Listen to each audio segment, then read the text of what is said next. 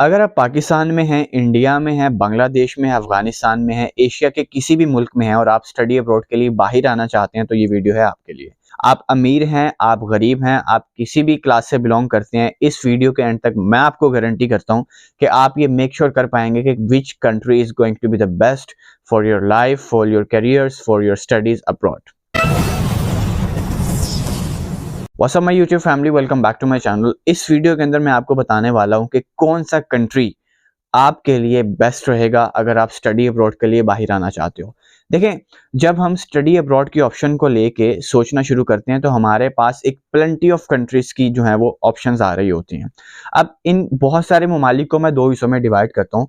पहला हिस्सा वो है जो इंग्लिश स्पीकिंग कैटेगरी में आएगा, जिसमें आप यूके, ऑस्ट्रेलिया, कनाडा, यूएस को काउंट करें। न्यूजीलैंड को छोड़ दें, वो एक अलग कैटेगरी में आएगा। न्यूजीलैंड अलग कैटेगरी इस वजह से कह रहा हूँ क्योंकि it is very far, as well as Pakistan से और डायरेक्ट इंडिया से या इस तरह के ममालिक से न्यूजीलैंड को अप्रोच करना बहुत मुश्किल है। इसी वजह से कोई भी कंसल्टेंट इनका नाम नहीं लेता। तो चार कंट्रीज को मैं बेसिकली इंग्लिश स्पीकिंग कंट्री की कैटेगरी में रख रहा हूँ: यूके, यूएस, ऑस्ट्रेलिया और कनाडा। इनके अलावा यूरोपियन रीजन की तरफ अगर हम आएँ तो जर्मनी है, स्विट्जरलैंड है, नॉर्वे है, डेनमार्क है, नेदरलैंड्स है, फिनलैंड है, हंगरी है, पोलैंड है, चेक रिपब्लिक है, फ्रांस है, इटली है, स्पेन है। बहुत सारे कंट्रीज के ऑप्शन आपको यहाँ पे मिलती है। लेकिन सबसे बड़ा जो फ्लॉ है वो इन कंट्रीज में ही है कि आपको थोड़ा सा लैंग्वेज बैरियर फेस करना पड़ता है। अब देखें, जब आप इंग्लिश स्पीकिंग कंट्रीज के ऑप्शन को देख रहे होते हैं तो वहां पे आपको किसी भी किस्म का लैंग्वेज बैरियर फेस नहीं करना पड़ता। ऑलरेडी आप आइल्स के फेस से गुजरे होते हो, आपकी इतनी क्वालिफिकेशन होती है कि आप इंग्लिश बोल सकते हो, इंग्लिश समझ सकते हो।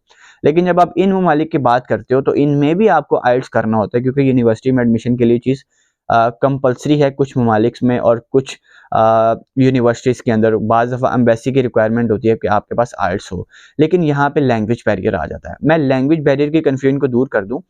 देखें, कुछ डिग्रीज़ ऐसी होती हैं जिनमें लैंग्वेज इतना ज़्यादा वाइटल रोल प्ले नहीं करती। जैसे आईटी की जो डिपार्टमेंट है उसमें आपने सिस्टम के ऊपर बैठ के काम करना होता है, उसमें इतनी ज़्यादा लैंग्वेज की रिक्वायरमेंट नहीं होती। लेकिन अगर आपके पास उस कंट्री की लैंग्वेज है जिस कंट्री में आपने जाना है, जो यूरोप में बिलोंग करता है, अगर आप स्पेन में जा रहे हो, आपके पास स्पेनिश लैंग्वेज है, तो आपको उसका बहुत ज़्यादा बेनिफिट फ्यूचर में मिलेगा। अगर लेकिन मिडिल क्लास के लिए तो ये ऑप्शन बहुत अच्छी है कि वो यूरोपियन रीजन में से किसी ममालिक का किसी मुल्क का जो है वो इंतखाब करें। अगर आप मिडिल क्लास फैमिली से बिलोंग करते हैं और आप इंग्लिश स्पीकिंग कंट्री का सोचते हैं तो वहाँ पे आपको अपने एक्सपेंसेस, अपनी स्टडी की जो एक्सपेंसेस हैं उसको मैनेज करना काफ़ी मुश्किल हो सकता है। ऑस्ट्रेलिया, यूके, यूएसए, कनाडा एक बहुत अच्छी ऑप्शन है, एक बहुत अच्छा करियर आप वहाँ पे जाके बना सकते हो। आपको लैंग्वेज बैरियर फेस नहीं करना पड़ता। अगर आप वहाँ पे अपनी डिग्री को अच्छे तरीके से जो है वो करते हो, आपके पास एक्सपीरियंस है, आपने जो सीखा है आप उसको जस्टिफाई कर सकते हो, आपके जो ग्रेड हैं वो जस्टिफाएबल हैं, तो ये जो चार मुल्क हैं ये आपके करियर में आपको बनाने में बहुत ज़्यादा हेल्पफुल साबित होंगे। क्योंकि सबसे बड़ी बात यह कि वहाँ पे लैंग्वेज बैरियर नहीं है और आपने जो सीखा है आप उसको प्रैक्टिकली किसी भी इंडस्ट्री में जाके फुलफिल कर सकते हो। तो ये चार जो मुल्क हैं ये आपके लिए बेहतरीन साबित होंगे। अगर आप अमीर नहीं हैं, अगर आप इतने एक्सपेंसेस नहीं बियर कर सकते, अगर आप फीसेस को बियर नहीं कर सकते, तो आपके लिए यूरोपियन रीजन बेस्ट होगा। आप आंखें बंद करके यूरोपियन रीजन की तरफ जो है वो सर्चिंग करना स्टार्ट करेंगे, कौन सा मुल्क जो है वो आपके लिए बेहतर रहेगा। अब यूरोप में भी दो कैटेगरीज आ जाती हैं। एक वो मुल्क होते हैं जो आपको अब यूँ समझ लीजिए कि वहाँ पे जो एजुकेशन है वो फ्री नहीं है लेकिन बहुत सस्ती है, यानी कि आपको बेसिकली सेमेस्टर कंट्रीब्यूशन देनी होती है, जैसे कि इटली हो गया, जैसे कि जर्मनी हो गया। इसके अलावा कुछ ममालिक ऐसे हैं जहाँ पे आपको फीसिस पे करनी पड़ती हैं, जैसे कि हंगरी है, पोलैंड है, चेक रिपब्लिक है, ऑस्ट्रिया है, फ्रांस है, स्पेन है, पोर्चुगल है।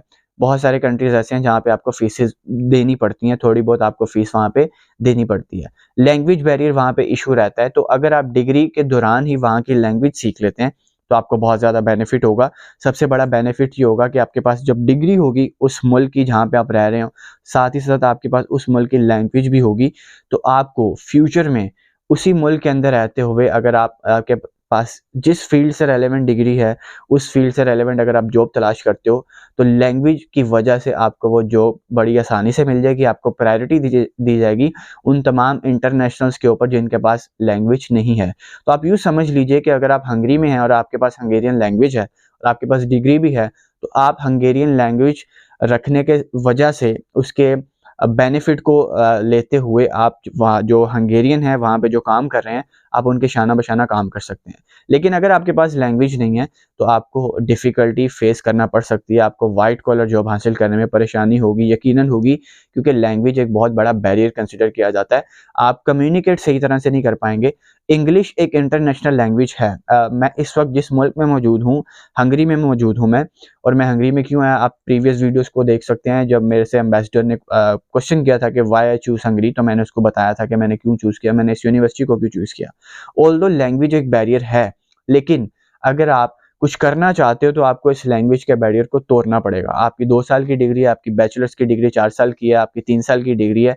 आप जितना टाइम भी यहाँ पे स्टे करते हो, थोड़ी-थोड़ी अगर आप लैंग्वेज सीखना शुरू कर देते हो, आप उस लैंग्वेज में कम्युनिकेट करना शुरू कर देते हो, तो आपको फ्यूचर में इसका बहुत ज़्यादा बेनिफिट होगा।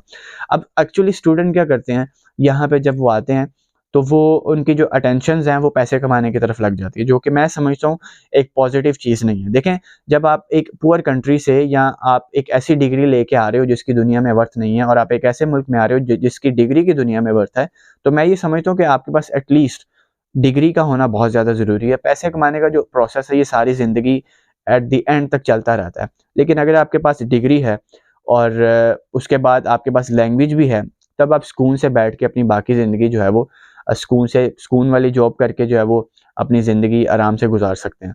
अगर आपके पास पढ़ाई से तवज्जो हट के अगर आप काम की तरफ आओगे, तो लैंग्वेज ना होने की वजह से इवन के जो इंग्लिश स्पीकिंग कंट्रीज़ भी हैं वहाँ पे भी जो इंटरनेशनल जाता है तो वो इतना एक्सपर्ट नहीं होता। या उसके पास चूँकि degree basically Pakistan, India, Bangladesh, Sri Lanka, Afghanistan की होती है, तो वहाँ पे भी उसको फूड डिलीवरी की या वेयर हाउस की जॉब करनी पड़ती है। क्यों? क्योंकि उसके पास एक वर्थवाइल डिग्री नहीं है।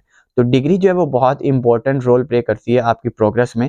तो एक चीज़ आप ज़हन में रखिए, अगर आप कंट्री को चूज़ करना चाहते हैं तो आपको देखना ही है कि जिस कंट्री को आप चूज़ करना चाहते हो, आप आपके लिए उस कंट्री की जो लैंग्वेज है वो कितनी इंटरेस्टेड है, सबसे पहली चीज़।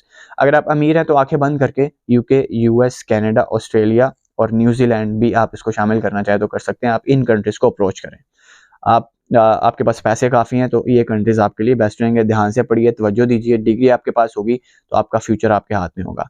अगर आप नहीं इनके एक्सपेंसेस को बेयर कर सकते, आप मिडिल क्लास फैमिली से बिलोंग करते हैं, या आपके पास इतना जो है वो आप समझ लें कि फाइनेंसेस इतने नहीं हैं, आपके वसाइल इतने नहीं हैं कि आप इन मुल्क में जा सकें, तो आप यूरोपियन रीजन में हैं, उनमें से उस मुल्क का इंतखाब करें जहाँ का लिविंग स्टैंडर्ड आपको अच्छा लग रहा है, जहाँ पे आपको लगता है कि आप लैंग्वेज रह के वहाँ पे आसानी से सीख पाओगे, जहाँ पे आपको लगता है कि आप डिग्री कंप्लीट कर पाओगे, जहाँ पे आपको लगता है कि यहाँ पे जो लिविंग एक्सपेंस है वो कम है, जहाँ पे आपको लगता है कि आप यहाँ पे सर्वाइव कर पाओगे, तो आप उस मुल्क का इंतखाब कीजिए। तो अब उम्मीद है कि आपको काफ़ी हद तक क्लैरिटी मिल चुकी होगी कि अगर आप एक पुअर फैमिली से बिलोंग करते हैं और आपका शौक है कि आप स्टडी अब्रॉड के लिए यूरोप वाली साइड में हैं या किसी दूसरे मुल्क में जाएँ, तो यूरोपियन रीजन आपके लिए बेस्ट रहेगा। अगर आप फीसेस को, एक्सपेंस को बियर नहीं कर सकते।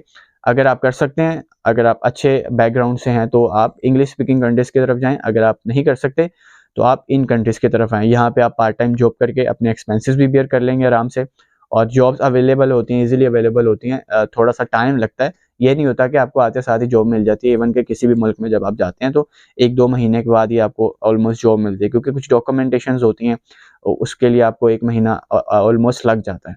तो ये आप मेरी सजेशन थी कि आप अपने बैकग्राउंड को देखें कि आप एक्सपेंसेस को बियर कर सकते हैं कि नहीं कर सकते। देन आप चूज़ करेंगे आप किस मुल्क में आना चाहते हैं। उम्मीद है कि आपको ये वीडियो काफ़ी अच्छी लगी होगी। अब मैं आपको इन द फ्यूचर हर मुल्क की डिटेल्स शेयर करूँगा कि यूनिवर्सिटी में किस तरह से एडमिशन लेना है, उसके बाद का क्या प्रोसेस है, वर्क वीज़ा से रेलेवेंट इन्फॉर्मेशन, विज़िट वीज़ा से रेलेवेंट इन्फॉर्मेशन और इमिग्रेशन से रेलेवेंट तमाम की तमाम इन्फॉर्मेशन आपको इस चैनल पे मिलेगी। अपना बहुत सारा ख्याल रखिए, इस चैनल को सब्सक्राइब कीजिए। इंशाल्लाह अगली वीडियो में आपसे मुलाकात होगी। अल्लाह हाफ़िज़।